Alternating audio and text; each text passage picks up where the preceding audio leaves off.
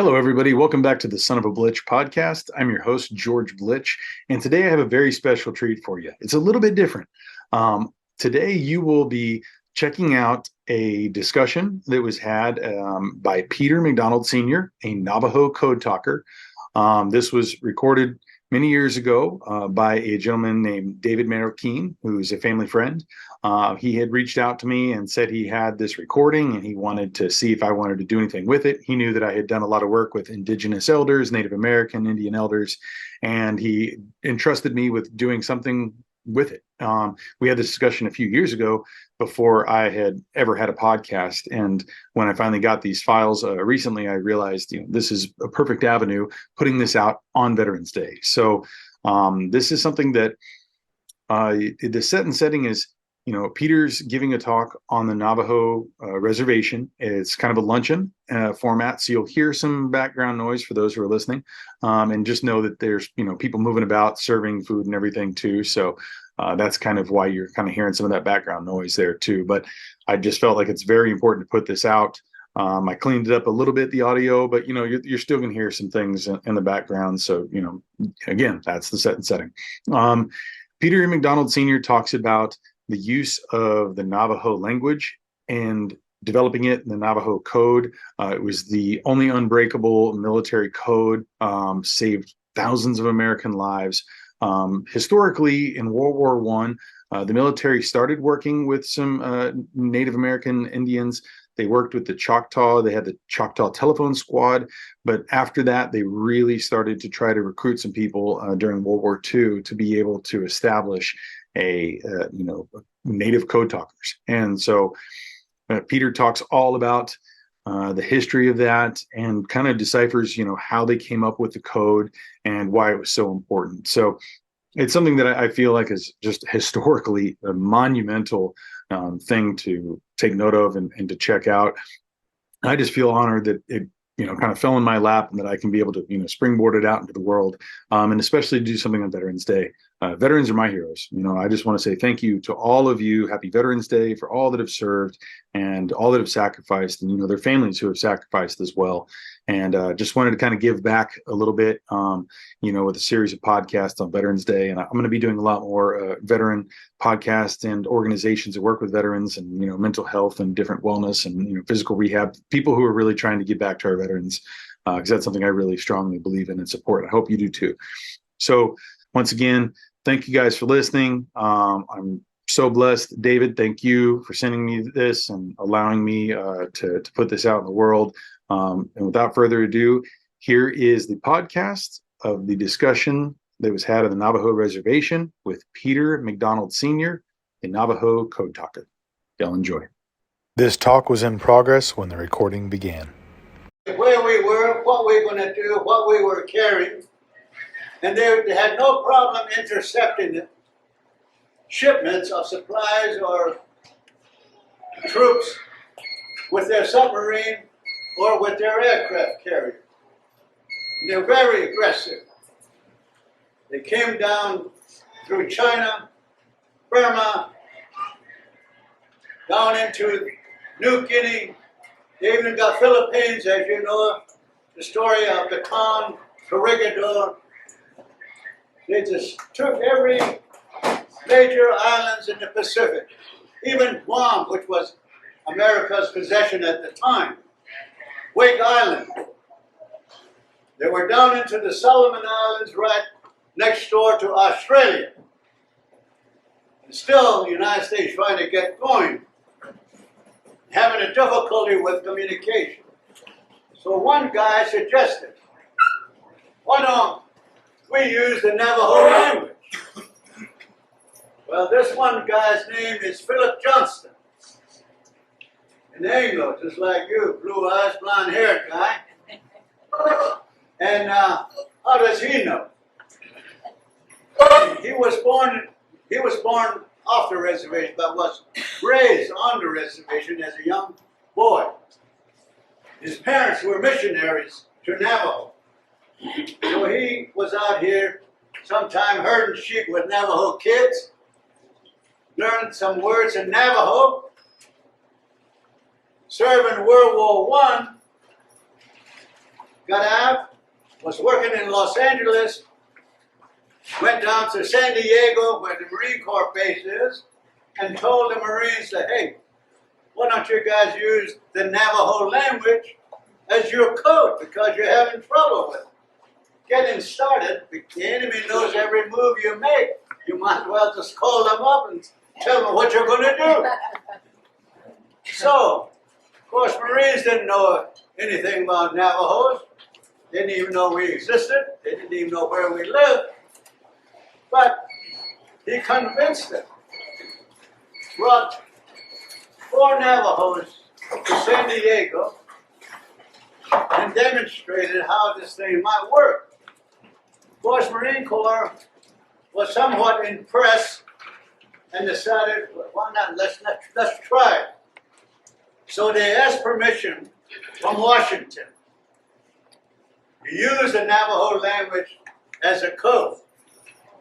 Well, the Commandant of the United States Marine Corps said, what do you mean, use Navajo language as a code?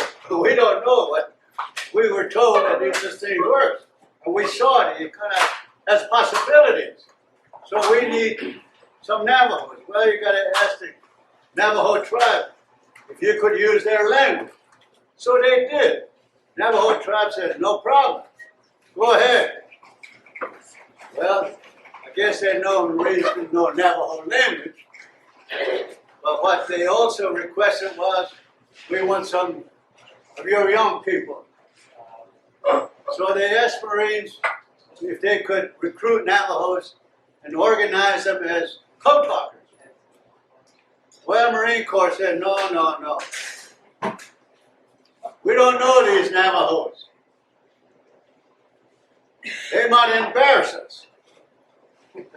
We're proud Marines.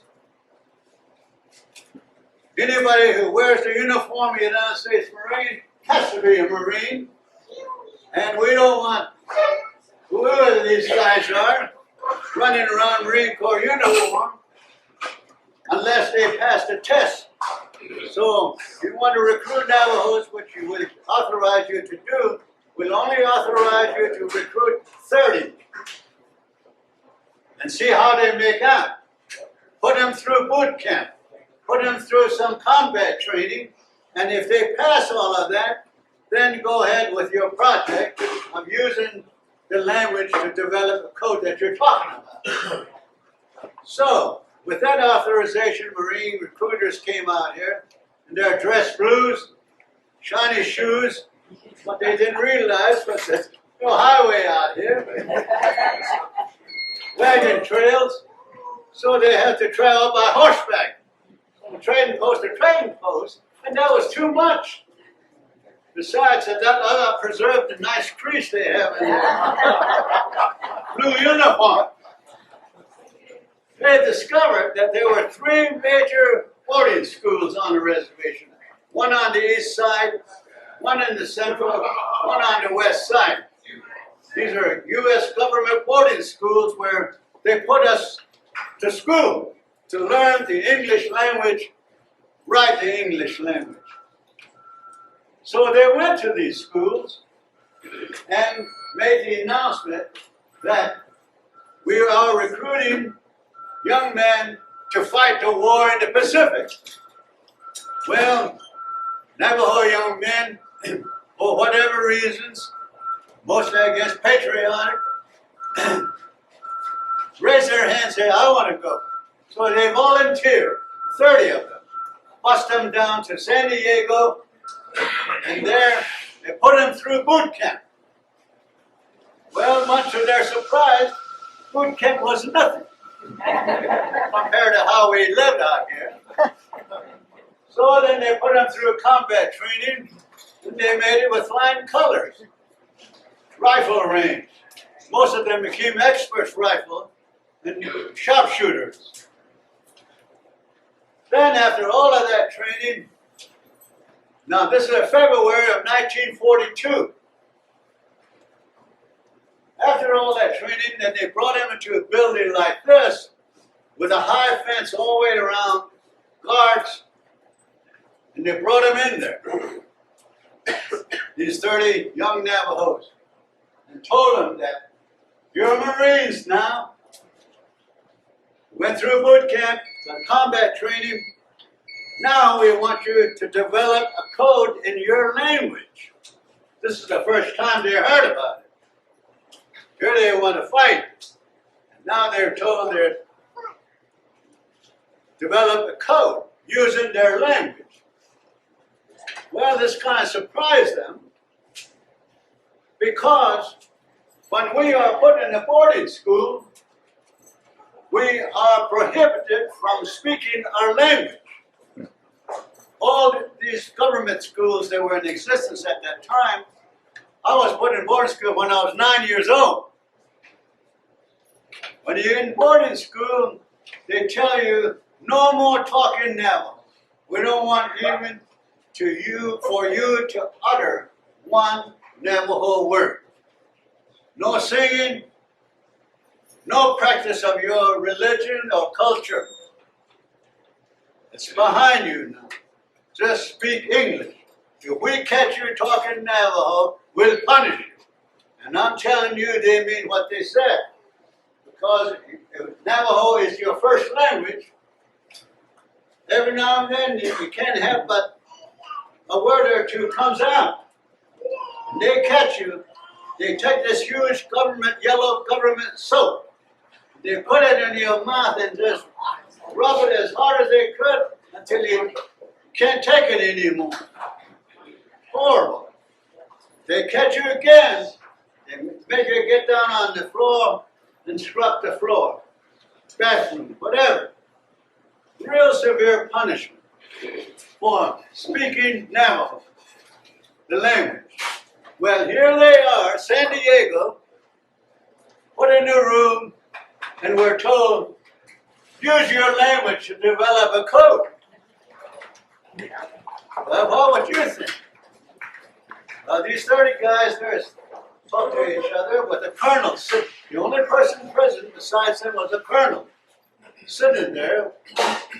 Gave them some tablets, a huge blackboard. Said, use that blackboard. Here's some paper and pencil.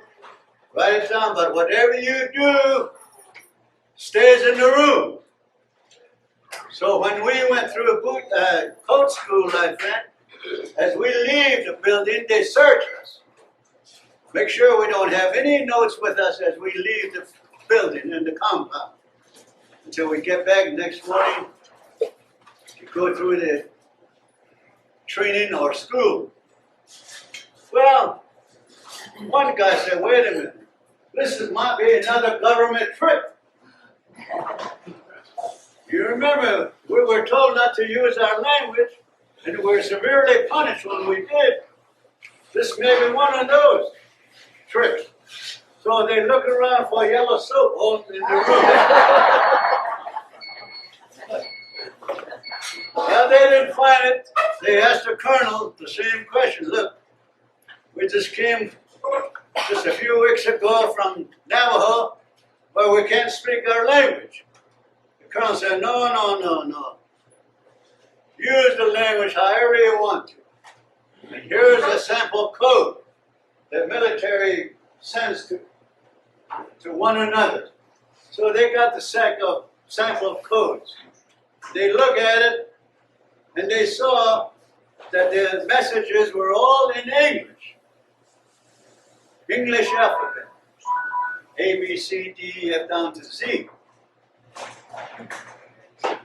That was the first problem. Why? Because Navajo is not a written language. So we don't have a word for A or B or C or Z. So how do you send something we don't even have words for? So they sit there and scratch their heads. In the meantime, the colonel just sits there smoking his pipe. And one guy suggested, look, when we went to school, we learned a lot of words, English words, that starts with these letters. Like, he said, like Bilasana. Bilasana is apple in Navajo. It starts with A. So why don't we call A Bilasana? So they went to the blackboard. A equals Vilasana, apple. So that would be the word, code word for the letter A. How about B? Well, they thought a little bit. One guy said, in the summertime, we take our sheep to the mountain. And there we see a lot of shush. Shush in Navajo is bear. Bear starts with B. So B equals shush. Bear. Now they're kind of on the road. How about C? Well, a lot of hands go up and say, I know. Say, how about Musse?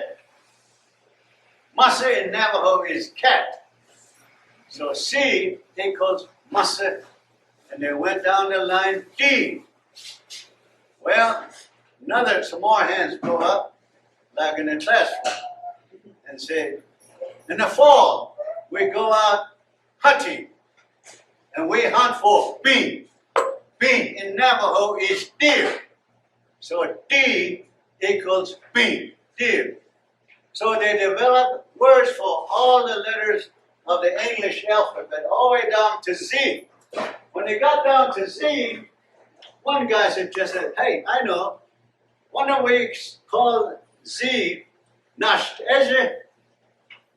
Nashteze in Navajo is Zuni. It's a tribe just south of us. Then another guy said, no.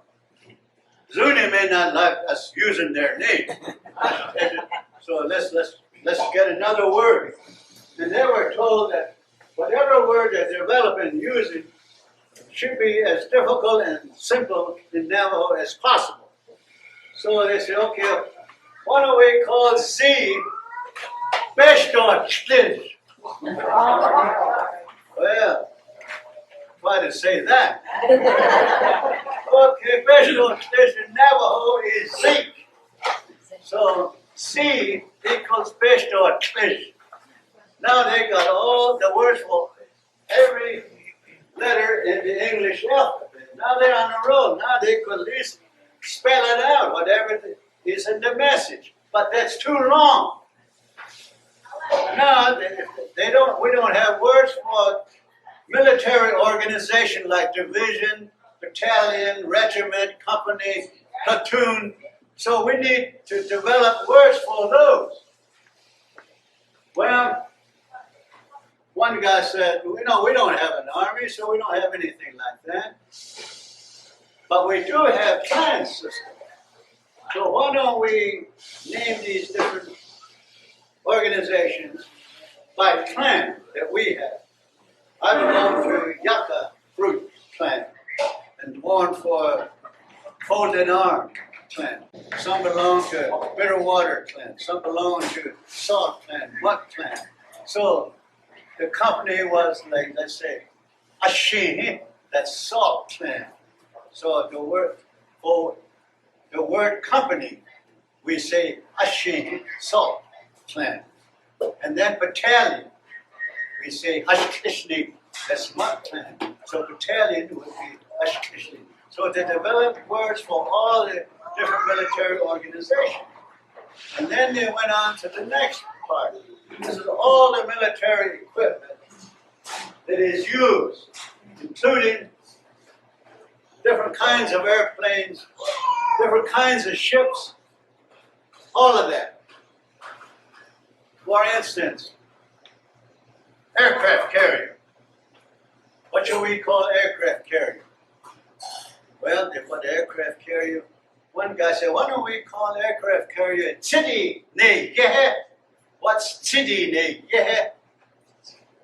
In Navajo, that means one that carries birds. So aircraft carrier would be Chidi Ne Yehe, one that carries birds. How about submarine? Submarine, another guy suggested, Besh Sho. Besh Sho in Navajo is iron fish. So submarine would be iron fish. And they got names for battleships, destroyers, and all of that. All written down. And you don't take the notes, you leave them in the room, walk out, come back in the morning, and you go over it again. Memorize it. They told us to memorize Use your memory only. You cannot take notes with you. That's why they search us. Well, they got down to some other items like hand grenade. One guy holding a hand grenade. So what shall we call that? We don't have a hand grenade on the reservation, so we don't have no words for it. So one guy said, I know, we have a lot of these at home. What is it? Nomasi. What's nomasi in Navajo? Potato. So hand grenade would be nomasi, potato. How about bomb? Well, you know, we were told bomb is carried by a big airplane and they drop all these bombs onto a place and destroy them. So what do we have on the reservation? See, the reason why they stick into things they know on the reservation because they have to memorize it. So it's easy to memorize something that you're very familiar with. So one guy suggested, why don't we call bomb Ayanji? Ayanji in Navajo is eggs. Why eggs? He said, well, at home we got a lot of chicken. They sit there and all of a sudden they got a lot of eggs. So we understand that this airplane drop a lot of these. So Ayanji, bomb equals Ayanji. How about Amtrak? And the unit that actually is used to carry the troops up to the beach. It can operate in water and then can actually get on the land and go as far as they can on the beach with you. What do we call them? Amtraks. One guy suggested, how about chaff? Chaff in Navajo is frog. So Amtrak would be frog. Chaff. So they got all those words. In the meantime, the colonel's sitting there getting impatient. Saying, you know, now you guys been at this thing for 4 weeks now. We need to get going. The Japanese are really taking all those islands, and we're told that we gotta move. So they got, at this point, about 260 code words that they have written down, and they all, 30 of them know what it is. Now it's time for a test. So they and after this, they put us through regular communications. They take us out of the building to another location where all the other Marines who are in the signal battalions, those who will be radio men, are doing their training. There, we learn how to send Morse code, semaphores like the Navy guys, and also learn how to operate the radio they had at that time. These were very heavy, cumbersome units. Heavy, about 30, 40 pounds. I only wish that they had something like this back in those days. It would have been nice. It just carried us like this and run out into the beach. But we had to carry all that stuff. In some cases, it takes 2 people to carry a radio unit. But anyway, we learn all of that. After that, then practice comes in. We get separated, one group on that side, another group over behind the hill, and then there's the right code.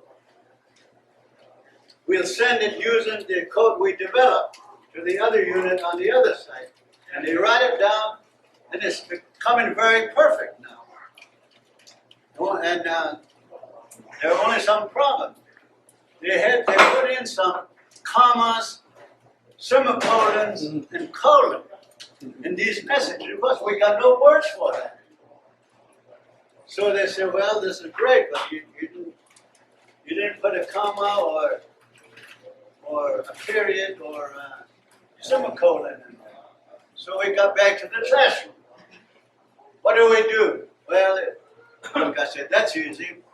What do we call semicolon? Not dead. That's what we're going to call it. What is that in Navajo? A black dot that lost its tail. What was that? So, we tried again. So they designed the code as difficult as they could, and it goes from this group to the other group, and it's completely perfect. No mistake. The other thing about the code was that if they were to scramble that same code in the regular military code system, it would take time. But this one only took 20 seconds from point A to point B. And the code, the message is delivered. Regular coding, 40 minutes. You have to select the code you're going to use, depends on what the classification is.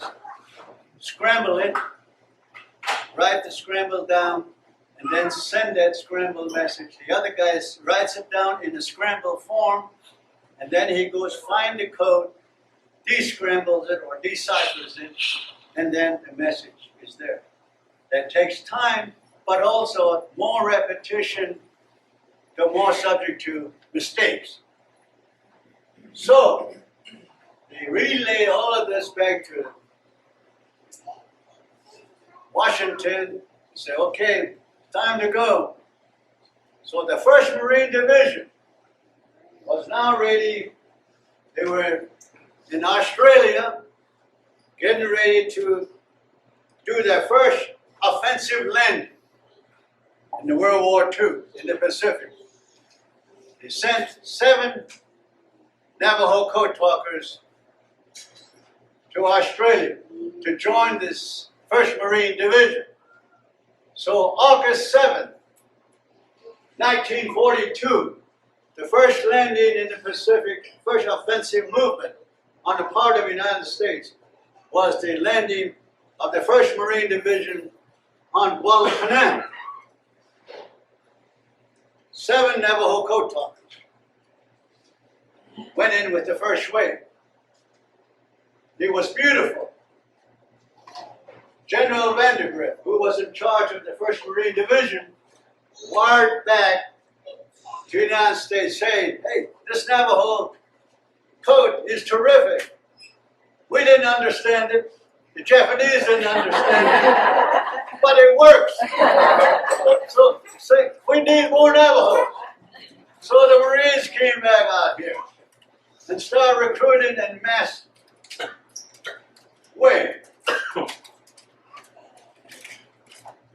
That's how I went in early 1944, at the age of 15, because I liked the uniform. It beats herding sheep. So, at the height of the war, there were 430 of us who went to this code school, went through boot camp, combat training like everybody else, and then served in every division of the United States Marine. 1st Division, 2nd, 3rd, 4th, 5th, and 6th. I was with the 1st Marine Division at first, 22nd Marines, and then end up with 6th Marine Division. So every division had allocation of code talkers. And every landing from Guadalcanal, Bougainville, New Guinea, New Britain, Cape Cluster, Macon, Tarawa, Saipan, Tinian, Guam, Palaloo, Iwo Jima, Kwajalein, Inuitok, Okinawa, even in North China. I ended up in North China. All those, every island, every landing, code talkers. Some on ship, where the general and admirals are, others on the beach, in the front lines, relaying messages that are top secret, messages that reports casualties, messages that reports situations on the beach,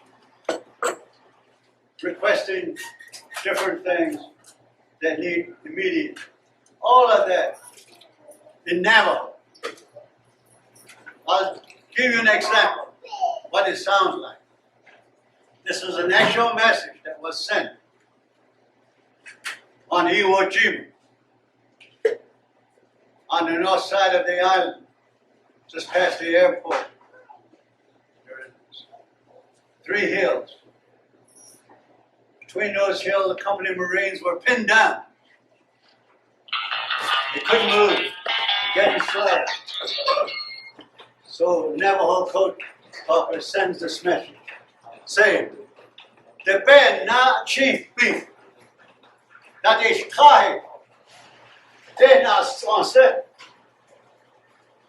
kanji ka chen, sita sa ka asta na ke shash." That was the message sent from the front line to the command post on the beach. Well, obviously he didn't understand that.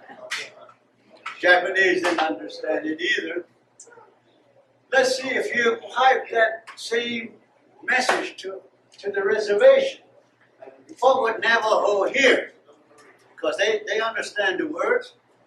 What they heard would be sheep, eyes, nose, deer, destroyers, Lipton tea, mouse, turkey, onion, sick horse, 362 bear. Remember the word bear? So that's the message. Well, Navajo listen out here. They say, I don't know. Sounds like those guys going nuts. They're going to come home. So you don't understand it. Japanese didn't understand it.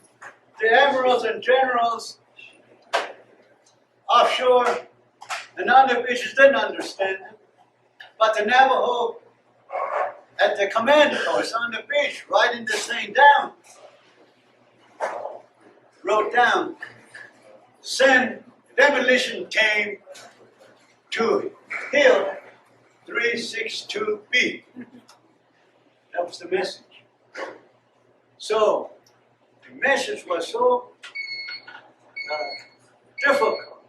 Not even a Navajo would understand what we're talking about, except if they had gone through this code school, which was secret. So the message, using the language, was not only quick, effective, unbreakable. The only military code in the history of modern military history, never broken by an enemy.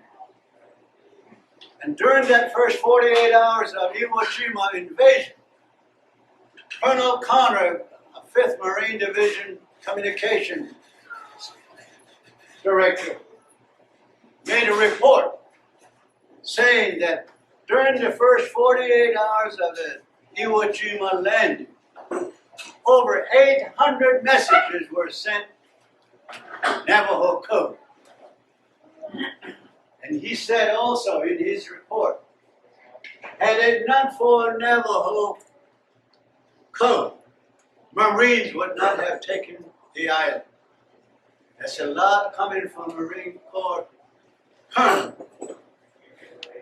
Because we Marines are very proud. We think we could do anything. Just tell us what island you want. We're going to go get it. That was the slogan. So, the code that was developed in 42, used all the way through the Pacific War and every landing, saved thousands of lives. It was so good that when we were discharged from service, we were told not to talk about it. Don't talk about what you did. If anybody asks you, just tell them you were a radio man. That's it. No more. So when we got home, people asked what we did. We said, well, we were radio men. All right, that's it. Got all about it. Until 1966. All of a sudden, we start reading the newspaper, Navajo Code Talkers. In the World War II, we read it, and someone said, hey, that's us. We were code talkers. That's the first time we learned that we were code talkers. But all that time we were told we were radio men. Well, after 1966, 20 years after the war, Navajo Code was declassified. And then we were able to talk about it, but most of us have forgotten a great deal about what it is that we did. And we have to go back and try to remember. And we set up an organization called Navajo Code Talker Association so we can get together and talk. Oh, yeah. What do we do on Ewa? What do we do on Peleliu? What do we do on Guam? And we start remembering what it is that we really did and how we did it. So the code obviously was one of the best in the Pacific. And for that reason, they kept it secret because they said they may want to use it again. But after 20 years, they probably felt more people are learning Navajo, and there's no need for it anymore, and they declassified. So it was not until after that time we start being recognized. A movie was made called Wind Talker by Nicholas Cage and some other documentaries. Books were written about Navajo Code Talkers. And now, as I said, we're trying to establish a museum called National Navajo Code Talker Museum.